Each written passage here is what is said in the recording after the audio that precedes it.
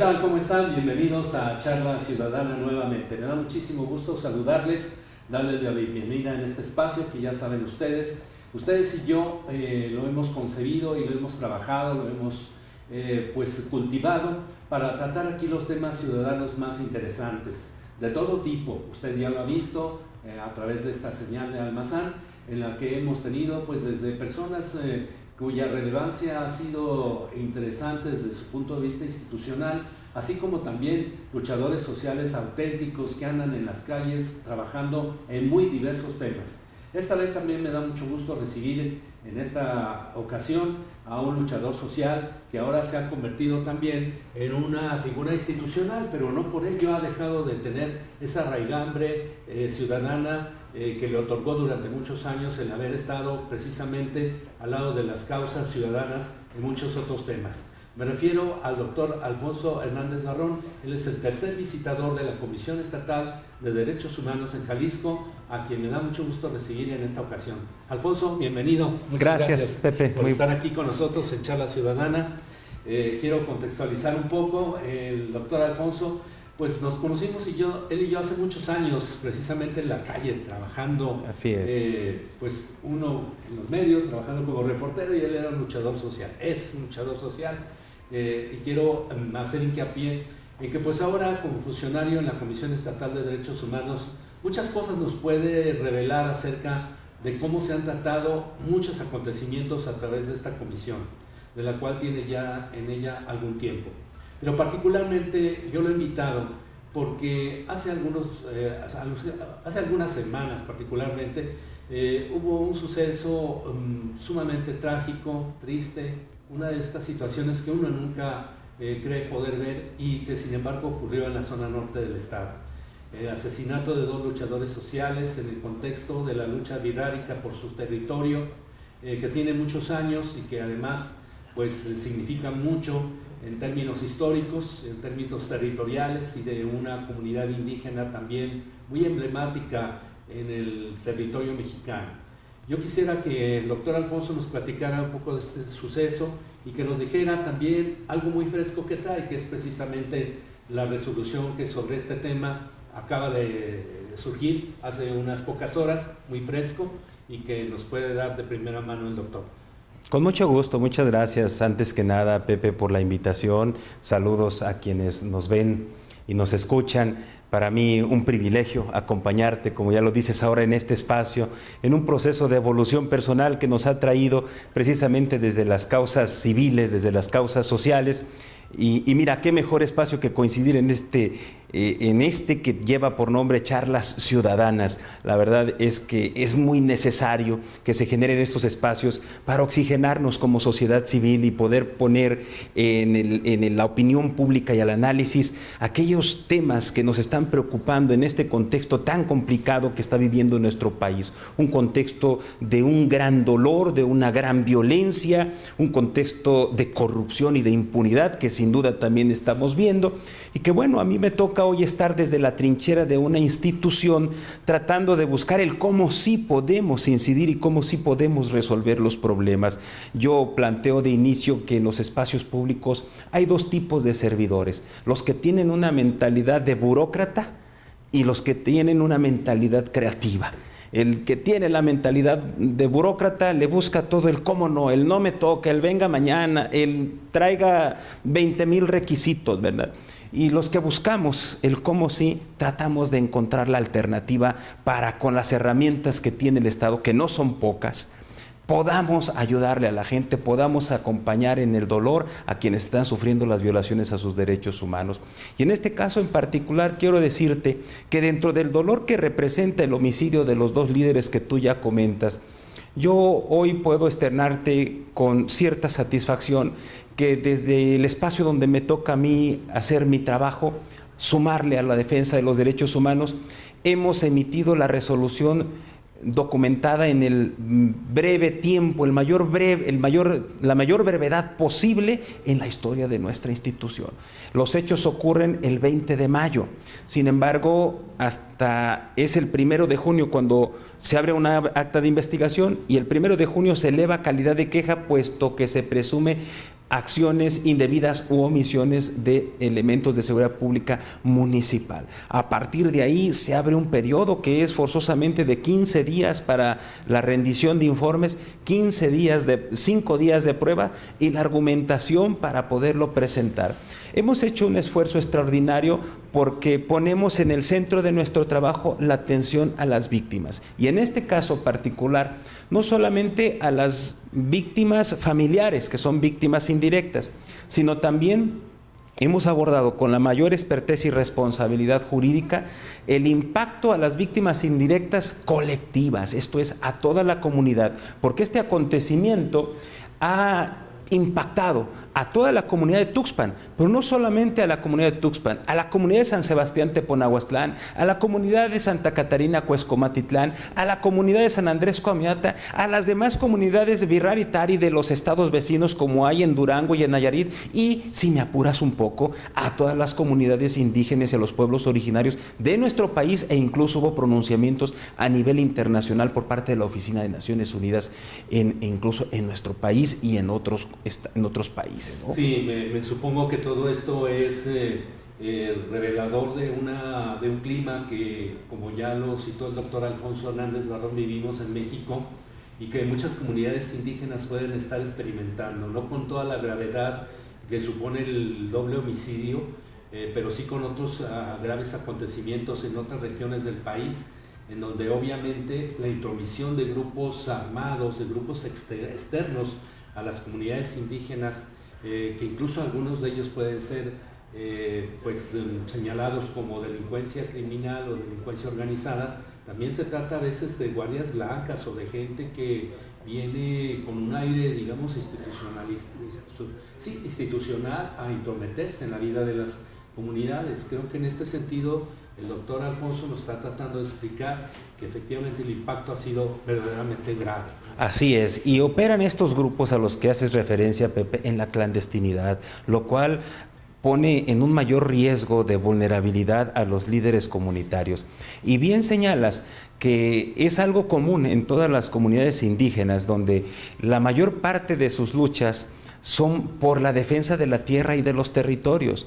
Y si hacemos un poquito memoria, Miguel Vázquez Torres acababa de entregar el cargo de mayor relevancia en la comunidad. Apenas en marzo él dejó de ser el presidente de bienes comunales y durante su gestión se distinguió por encabezar las acciones más enérgicas, sin precedente, de exigencia de restitución de tierras, con sentencias en la mano, que ya no tenían ningún otro recurso, pero que las autoridades se han negado sistemáticamente a cumplir y a ejecutar. Para ejecutarlas obviamente se requiere la presencia de la fuerza pública, pues no se ha brindado por parte de las autoridades a las que se les ha solicitado. Ante esta situación se organiza la comunidad de San Sebastián y Tuxpan y acuden cientos de comuneros a presionar, a acompañar al funcionario del Tribunal Agrario y logran ejecutar apenas una sentencia, pero todavía quedan casi 10,000 hectáreas en manos de personas ajenas a la comunidad en el vecino estado de Nayarit, de tal manera que cuando ocurre el doble homicidio, lo primero que uno piensa, y es la primera línea que nosotros estamos pidiendo que se aclare,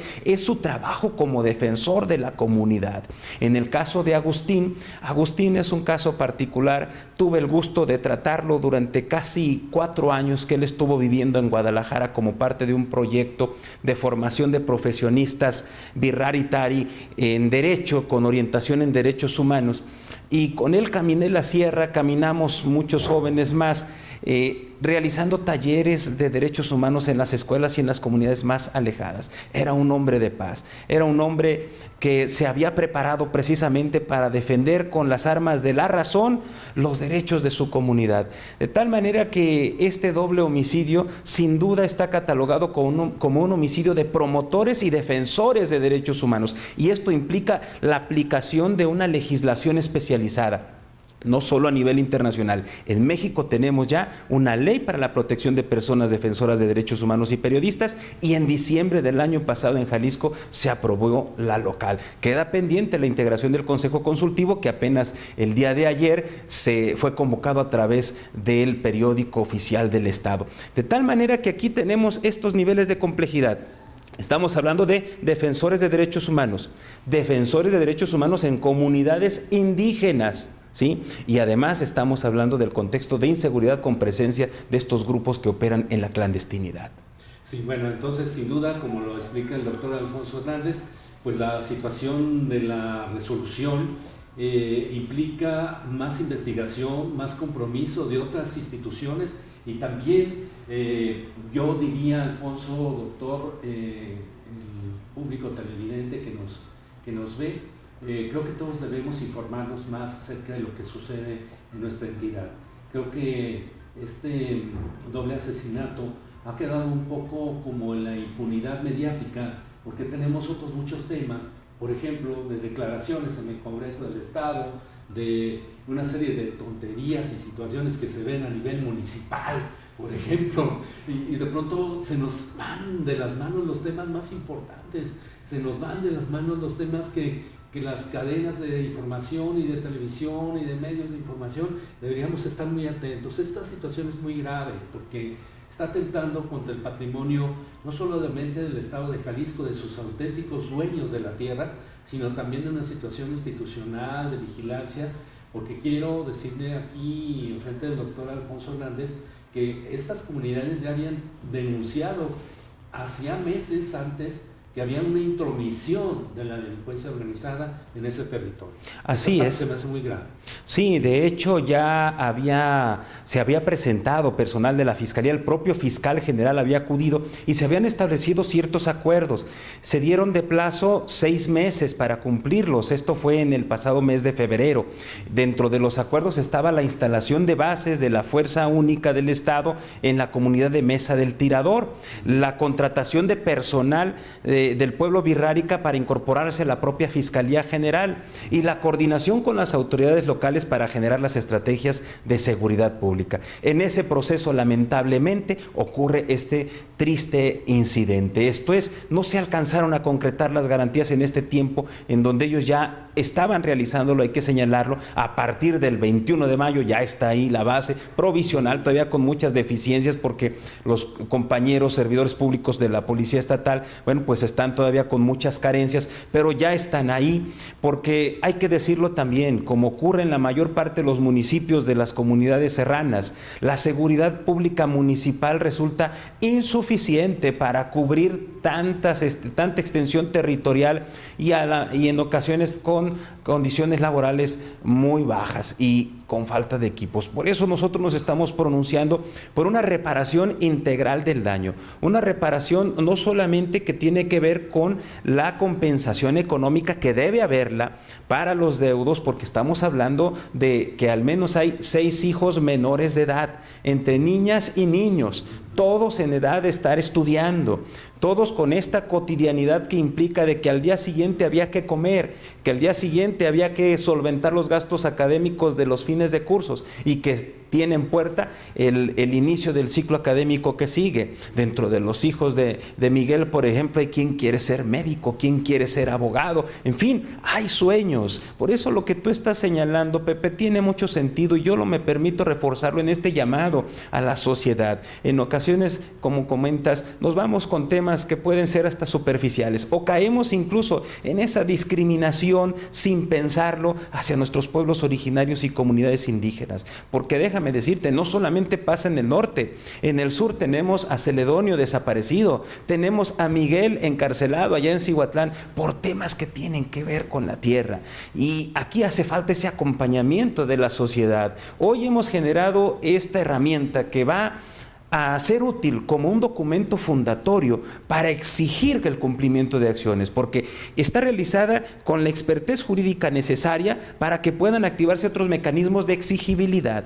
Yo confío en que las autoridades lo cumplan. No hay pie para que puedan encontrar alguna justificación. Está probado que hubo indebido cumplimiento de la función pública y omisiones. Se debe ponderar, desde luego, el nivel de capacitación y del personal que tiene el municipio de Bolaños, porque te platico, tiene 17 policías y trabajan por guardias. Esto es, tienes menos de 9 policías para cubrir este extenso territorio. El día de los hechos, prácticamente las 2 patrullas que estaban en el municipio estaban en el lugar de los hechos o se trasladaron hacia el lugar de los hechos, quedándose 2 nada más para cubrir el resto de los servicios. Pero esto ocurre en muchas ocasiones en otras comunidades, de tal manera que ahora estamos pidiendo esa reparación para las víctimas, para los familiares, pero además de forma inédita estamos también haciendo uso de los fundamentos legales que la propia Ley General de Víctimas y la ley estatal en la materia establecen, de la reparación del daño colectivo, hasta que se recupere este daño psicosocial que se está causando por el temor, por la molestia, por la tristeza que ha impactado, como ya venimos comentando, a todas las comunidades. Y por qué no decirlo, a nosotros también como jaliscienses. Porque en este momento podemos señalar que este es el primer homicidio o los homicidios de defensores. Hemos llegado a ese nivel, estamos muy lejos de llegar a los niveles de Veracruz, de Tamaulipas, de Guerrero, de Oaxaca. Pero ojalá y cerremos la puerta a este tipo de fenómenos que sin duda no nos benefician, porque el trabajo que hacen los defensores y las defensoras de derechos humanos es fundamental para la democracia, al igual que hacen las y los periodistas, Pepe. Así es, son personajes orgánicos que interactúan con la sociedad, con las comunidades, y que su preservación, obviamente, sus funciones debe ser importantísima. Yo creo que estamos frente a una coyuntura también muy interesante, muy importante, porque con esta resolución a la que el doctor llama integral, más contextualizada, pues da pie a que en el resto de las acciones del gobierno las situaciones se vean de ese modo, sobre todo en aquella región. Lo digo porque, miren, en la Secretaría de Educación Pública, pues luego nadie quiere ir, o los maestros llegan un martes y se van un jueves, o en la Universidad de Guadalajara tampoco nadie quiere ir, o tienen un módulo de una preparatoria por allá, que sí se la parte, como dicen, pero pues está muy lejos y no tiene todo el apoyo. Y así las instituciones, una a una, como este caso de la Procuraduría de Justicia, pues se van lavando las manos, van diciendo que está muy lejos, que se necesita mucho dinero, que nadie se quiere estar allá, que no hay instalaciones, en fin, una serie de circunstancias allá. Yo creo que es momento ahora con este caso que es lamentable, que es trágico, para que las autoridades vean de otro modo cómo se debe de trabajar en aquella región. Se requiere, como ya decíamos, esa mentalidad de creativa y de compromiso social en las y los servidores públicos, incluso también en las organizaciones. Yo te comparto, Pepe, y hago en este espacio un reconocimiento público a todos y todas las personas que se dedican a la defensa de los derechos humanos, tanto desde la sociedad civil como desde las propias instituciones. Porque mira, nosotros en la institución, para acudir, como regularmente lo hacemos, a las asambleas, y que no es nada más allá cada 6 meses, todas las comunidades tienen sus asambleas, nosotros nos la pasamos en zonas serranas. Yo te puedo decir que desde que estoy en la institución, prácticamente poco más de la mitad de mis fines de semana allá los paso, en recorridos que te llevan de 10 a 17 horas, dependiendo a la comunidad que vas y el estado de los caminos. De tal manera que esa situación de aislamiento con mucha frecuencia los lleva a ellos a la marginación, y lo que es más lamentable, como tú ya lo puntualizas, a la discriminación institucional, la falta de la infraestructura, del acceso. Mira, algo tan puede ser superficial, pero tan importante como es la telefonía y el acceso a internet, ya es de entrada una situación de desventaja para ellos, que no pueden acceder a la información, que no pueden acceder a los programas, a las oportunidades que se generan ahora vía las redes sociales. De tal manera que sí, ahí hay un rezago histórico, y que esto que se ha presentado no es más que una evidencia más en materia de seguridad pública, que hoy, bueno, ya se está atendiendo, pero precisamente en la resolución que estamos emitiendo, estamos reiterando el llamado a que se atiendan los temas de salud, porque nosotros hemos emitido ya varias recomendaciones donde estamos comprobando la carencia de medicamentos, o medicamentos caducos, o la falta del personal o de transporte para los enfermos. Hemos documentado la falta de médicos, y bueno, pues pasa el tiempo y ahí se queda. Nada más aparece 2 o 3 días y la gente sigue sufriendo. Y lo mismo, en temas de educación, no hay una sola escuela de nivel superior allá en las comunidades. No hay un solo hospital ya de un nivel mayor allá en la sierra. Las carreteras, como ya digo, son prácticamente un obstáculo para acceder a otros derechos. Pregúntame por programas deportivos o centros culturales, tampoco los hay. Entonces ya es tiempo de que el Estado asuma su responsabilidad. Y cuando hablamos de Estado, hablamos de los 3 niveles y de todos los ámbitos de gobierno, para que estén presentes allá. Nosotros, por ejemplo, hemos documentado el hecho de que las instituciones no tienen personal birrárica. De tal manera que nosotros suponemos con esta visión colonizadora que la gente de allá tiene que aprender el castellano para que pueda acceder a los servicios, cuando todas las dependencias públicas deben tener su página electrónica con una página espejo, al menos en las lenguas de uso en nuestro estado. Y ya no solamente es el pueblo birrárica y el pueblo nahua, en la zona metropolitana y en muchas de las ciudades medias tenemos la presencia de más de 20 pueblos de distintas partes del país, de tal manera que es tiempo de que como sociedad podamos colocar en el centro de nuestra atención a los pueblos originarios y a las comunidades indígenas. Sí, sí, sin duda es un panorama pues que ya nos supone un desafío institucional pues como no tiene precedentes, porque digamos, si hoy el gobierno estatal o los gobiernos municipales que están aledaños a esa zona tuvieran que decir algo acerca de los recursos, estos tampoco son un pretexto, porque en los recursos federales también hay un panorama amplio en donde se puede pues vislumbrar, como hoy se dice, ¿no? bajar recursos para temas específicos en todos los órdenes. Por ejemplo, esta situación de capacitación en idiomas, todo lo que tiene que ver con salud, todo lo que tiene que ver con educación. Desde luego que son temas que en el gobierno federal están contemplados ampliamente y que aquellas comunidades y aquellos gobiernos que suelen ser eficientes y tienen comunicación lo tienen resuelto. No al 100%, porque sabemos que todo el grado de marginación es bastante fuerte en todo el país, pero sí creo que con mayor atingencia que lo que está sucediendo en la zona norte de Jalisco. No, hace muchos años. Así es, no, definitivamente los más vulnerables son quienes integran a los pueblos indígenas. Alguien les dice, bueno, porque aparte de estar en una pobreza que yo acoto económica, porque espiritualmente nos dan mucho, sí. Bueno, son el motivo del orgullo, de la mexicanidad, ¿verdad? Paradójicamente. Sí. Pues son pobres, son indígenas, sí. y aparte, o son mujeres, o son personas con una discapacidad, o son personas en algún otro de los rangos de vulnerabilidad. Por eso es que hay un mayor compromiso. Pero algo importante, Pepe, no quiero dejarlo pasar. Todas las políticas públicas deben construirse bajo una premisa: bajo la consulta previa e informada, porque luego vienen esos programas hechos desde un escritorio, que cuando tienen que aterrizarse fracasan. ¿Por qué? Porque no nos damos la oportunidad de acudir, como tú bien lo señalas, hasta las comunidades, de caminar las comunidades, de sentarnos